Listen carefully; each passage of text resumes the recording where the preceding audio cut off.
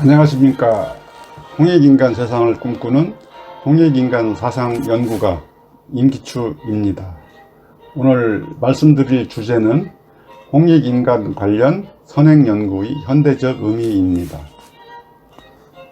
이 주제와 관련해서 주요 요점을 말씀드리자면, 홍익인간 개념상의 인간을 모두 이롭게 한다로 해석할 때 개인 간, 인간 공동체, 인간과 자연 간의 조화, 남북 간의 통일, 다양한 국정 운영, 국제 문제 및 인류의 현안 문제 등에 관한 현대 법령과 정책 시행 등 제세2와의 실천을 전제로 해결 방향을 모색할 수 있을 것이며, 현대적 적용 가능성도 모색할 수 있을 것입니다.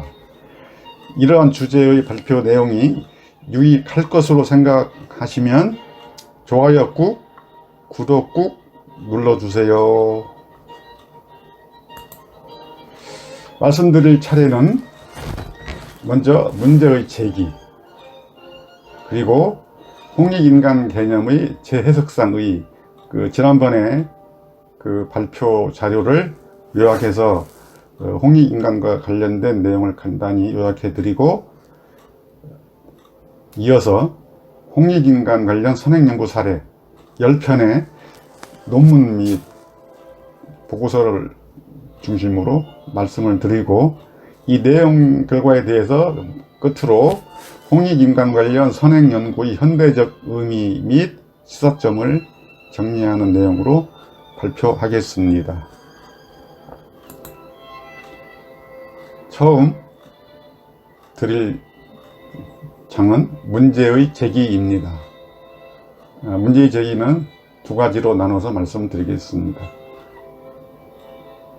1987년 민주화를 달성한 이후에 국가발전상의 성공과 실패 내용을 간단히 말씀드리고, 이와 관련해서 우리 국내 외적인 여건이 새로운 모델을 구상하는 데 있어서, 검토하는 데 있어서 홍익인간 사상 관련 이상주의적인 측면과 관련해서 이 본 발표의 목적이 어디에 있는지를 말씀드리는 순서입니다. 먼저 민주화 시기 국가발전 모델의 실패에 관한 내용인데요. 1945년 이후에 국가발전 모델로 산업화와 민주주의를 동시에 달성하였습니다. 지난 60여 년간 우리나라는 정치적으로, 경제적으로 아주 자랑스러운 성장을 이루었는데요. 대표적인 게 2010년도 주요 20개국 회의를 개최했는데, 우리나라가 의장국으로 서울에서 개최를 하였던 일입니다. 이렇게 우리나라가 경제적으로나 정치적으로 성공적인 달성에 있어서 자랑스러운 상황이지만, 공정성의 이 미흡 문제가 제기되기 시작했습니다. 2022년 현재에도 이 공정성에 대한 문제가 지속되고 있는 가운데, 정치의 양극화, 경제의 양극화, 재반, 사회갈등 문제에 현안이 제기되고 있습니다. 따라서 요약드리자면, 1987년 민주화 정부 수립 이후에도 불공정 폐해를 포함한 국가 내부적 현안 문제가 많다.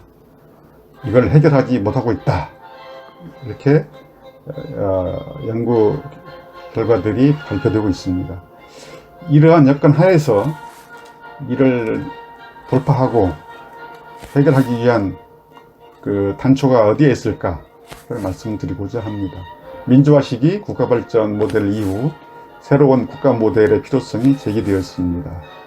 본 발표에서는 홍익인간 사상에 주목해서 선행연구 사례를 검토해보고자 합니다. 현재 도덕적 기준, 윤리적 기준은 떨어지고 범죄가 증가하여 가정의 평화를 저해하고 우리 국가 사회와 인류를 불안하게 만들고 있습니다. 남녀노소 갈 것 없이 많은 사람들이 가난과 질병과 전쟁으로 죽어가고 있습니다. 예, 많은 사람들은 고통에서 벗어나 평화롭고 행복하게 새로운 국가에서 살고 싶어하는 이상주의적 실현 영향이 있습니다. 본 발표에서는 홍익인간 사상에 주목해서 이상주의적인 여망을 펴보는데 목표를 두고 있습니다. 유수한 세계적인 석학들이 21세기 세계의 핵심적인 주도 사상으로 홍익인간 사상을 지목하고 있습니다. 따라서 본 발표에서는 우선적으로 우리 민족 사상인 홍익인간 사상 관련 10편의 연구 사례를 살펴보고 향후 국내 국외의 현안 문제에 관한 현대적 의미가 무엇이고 이를 기초로 현대 적용 가능성이 있을지 탐색하는 것을 목적으로 발표하겠습니다. 지난 유튜브에서 홍익인간 개념과 제세2화의 개념이라는 그 주제에서 홍익인간 개념을 재해석했는데요. 그 재해석의 요약과 그 의의를 미리 말씀을 드리고 선행 연구 사례에 대해서 말씀을 드리겠습니다. 그 지난 발표에서 홍익인간의 개념을 인간을 널리 이롭게 하라 대신에 현대 법령 및 정책 시행 등 제세2화 실천 전제를 통해 인간을 모두 이롭게 한다 또는 인간을 모두 이익이 되도록 한다로 이제 해석을 한 바가 있습니다. 이 해석에 따라서 홍익인간 개념의 확대 적용이 가능하다라는 결론을 내렸습니다. 홍익인간 실현의 대상인 인간 모두에 대한 어떤 인구 통계학적인 특성의 범위 내에서 법령 정책 시행 등 제세2화 실천 전제를 통해서 현대적 적용이 가능할 것이다 라는 결론을 맺은 바가 있습니다. 이를 기초로 그 지난 그 유튜브에서 이러한 제 해석상 의의를 요약한 것을 간단히 덧붙이겠습니다. 어느 개인이나 집단 내 구성원의 성별, 연령, 직업, 학력, 소득, 가구, 주택, 지역, 종교, 민족, 국적 등의 속성별 차원에서 확정적인 해석이 가능하다. 이 새로운 해석에 의거해서 보자면 안우상 박사님은 남녀, 세대, 빈부에 차별이 없도록 해야 된다라는 말씀을 주장한 바가 있고요. 신영화 교수는 신분과 계급 등의 차별이 없도록 홍익인간 사상을 적용해야 된다라는 이제 말씀을 논문을 통해서 주장한 바가 있습니다. 본 발표에서는 홍익인간에 대한 인간을 모두 이롭게 한다는 새로운 해석에 의거해 남성이든 여성이든 모두 이롭게 한다로 결정해서 적용해야 된다는 주장입니다. 노령층 세대이든 청장년 세대이든 모두 이롭게 해야 된다로 적용할 수 있다. 또 대기업이든 중소기업이든 모두 이렇게 할 수 있다. 그리고 국제 문제에 관련해서 선진국이든 후진국이든 부국이든 빈국이든 모두 이렇게 한다와 같이 차별이 없도록 결정하는 것이 가능할 것이다 라는 결론을 내렸었죠.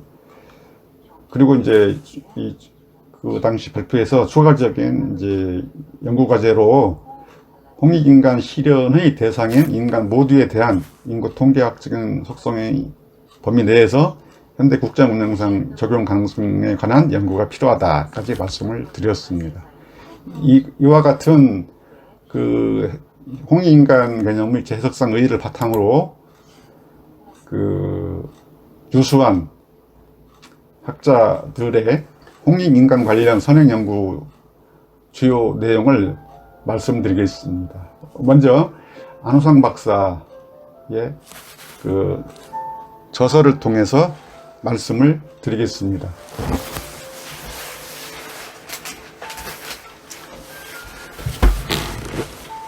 안우상 박사께서는 1997년도에 민족의 주체성과 화랑어리라는 저서를 발표한 적이 있습니다. 그 책에 죄송합니다. 안우상 박사님은 홍익인간을 크게 사람을 유익해 함이라 풀이하고 홍익인간 이념에 입각해서 국가의 기본 원리와 남북이 통일되어야 한다는 이상을 인민주의 또는 한백성주의로 이제 표현을 하였습니다. 이 내용에 따를 것 같으면 우리 한민족이 남녀 상하, 지방 타당, 빈부 귀천의 차별을 없애기 위한 원리로 민주정치와 민족교육, 민생경제를 펼쳐나가야 할 것이다 라고 주장을 하셨습니다. 정현식 박사는 박사논문에서 홍익인간 사상의 핵심적 내용을 인본주의라고 요약을 이제 하였습니다. 국가와 권력, 정치, 경제와 돈, 시장, 사회 제도나 조직, 학술, 종교와 기술, 문명 등 세상을 규제하는 모든 문명 장치는 인간의 행복에 봉사해야 된다라는 이제 인간 중심적 사상이라고 주장했습니다. 또 이웃과 공동체 행복에 기여하는 삶이 바람직하다고 보는 이타주의, 그리고 내세간이 현세에서 행복을 중시하는 현세주의의 내용으로 그 주장을 했습니다. 권성하 박사는 1999년도 연구를 통해서 홍익인간은 인간을 개인보다 사람과 사람이 더불어 사는 세상의 인간 세계로 이렇게 해석을 하고 인간 세상이나 인간 공동체로 고찰했습니다. 김인회 박사는 인간을 사람과 자연을 망라한 개념인 누리로 풀이를 했고요. 원래 사람과 자연을 함께 생각하는 개념이었지 결코 사람 중심의 개념이 아니었던 것 같다. 뭐 좀 비슷하지만 해석이 좀 다른 듯합니다. 여기서 자연이란 산, 강, 바다, 식물, 동물 등의 존재, 또 이들이 이루는 지리적, 지질적 환경을 가리킵니다. 이장희 교수는 홍익인간 이념은 남북 및 주변 국가들과 인류 사회에 고루 수용 가능성이 있다라고 주장했습니다. 이에 따라서 모든 남과 북의 민족 구성원으로부터 국제사회의 인류로부터 지지를 받게 될 것이다 라고 주장을 했습니다. 서복원 교수는 통일 문제를 비롯해 국가 간, 민족 간, 인종 간의 여러 갈등과 대립을 넘어서 해결해야 할 현안 문제에 대한 홍익인간 이념의 현대적 적용이 가능하다고 주장하였습니다. 국정 영역에 있어서 정치, 경제, 사회, 문화, 환경 등 다양한 영역에서 국가 및 민족과 인류의 문제 해결을 위한 그 홍익인간 사상의 적용이 돼야 된다 이렇게 주장을 했습니다.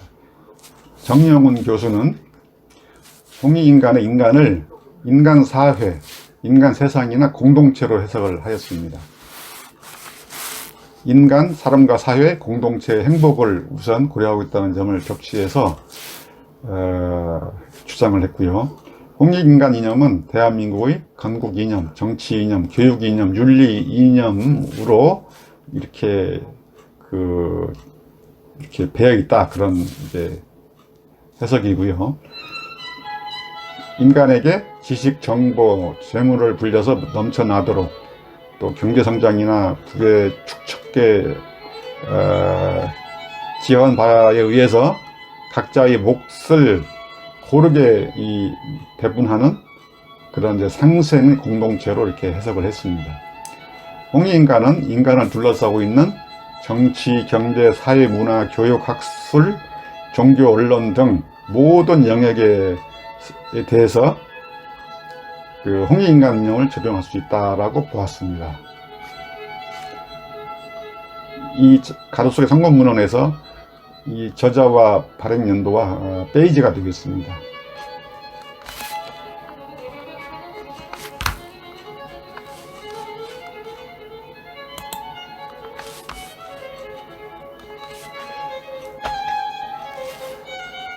박근혜 박사 논문에서는 홍익인간 사상이 개인과 개인, 국가와 국가, 민족과 민족, 종교와 종교, 인간과 자연 간의 화해와 공존을 지향하는 보편적 평화 사상이라고 이제 고찰을 했는데요. 이 홍익인간 사상은 남과 북은 물론 세계 모든 사람에게도 높은 수용 가능성을 지닌다라고 주장했습니다. 김철수 교수는 홍익인간을 신과 인간,